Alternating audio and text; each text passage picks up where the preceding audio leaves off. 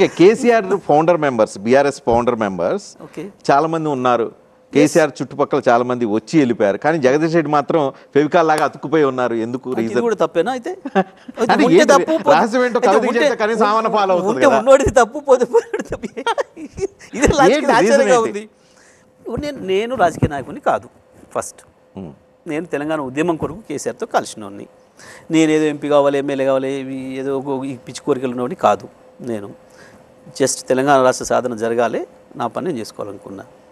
కేసీఆర్ గారి ఆదేశం మేరకే ఎమ్మెల్యేగా పోటీ చేసిన, కేసీఆర్ గారి ఆలోచన మేరకే మంత్రిగా వారు ఇచ్చిన అవకాశంతో పనిచేసిన తప్ప నాకేం కోరికలు లేవు, ఇంకెక్కడికి పోయి ఏదో చేయాలని భ్రమలు లేవు. కేసీఆర్తో ఉన్న సాన్నిహిత్యాన్ని బేస్ చేసుకొని జిల్లాలో ఏకచక్రాధిపత్యం వహిస్తున్నారు.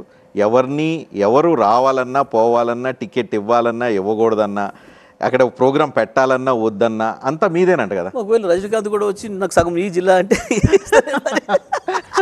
ఎవరు వచ్చి అడిగి నాకు నేను పని చేస్తా అంటే నేను ఎవరిని వద్దలేదే. ఇంకోటి చెప్పనా, ఇవన్నీ మీకు ఇక్కడ మీడియా సర్కిల్స్లో ఉండేమంటారు. మీరు జిల్లాకు పోతే ఇంకో తిరిగి ఏముంటుంది జిల్లాలో వెళ్తే? జిల్లాకు పోతే జయేష్ అన్న ఇంతమంది లీడర్ని తయారు చేసిండు, జిల్లాలో ఉద్యమాన్ని నిర్మించిండు అని చెప్పి మాట్లాడతారు. ఎక్కడైనా ఒక సింపుల్ గుర్తుపెట్టుకోండి, ఏ జిల్లాలో ఎంతెంతమంది లీడర్లు, పలానా జిల్లాలో పలానా ఇంతమంది, ఇద్దరు లీడర్లు, ముగ్గురు లీడర్లు కలిపి నడిపారు, పార్టీని డెవలప్ చేసిన ఒక లిస్ట్ ఇవ్వండి చూద్దాం ఎక్కడైనా.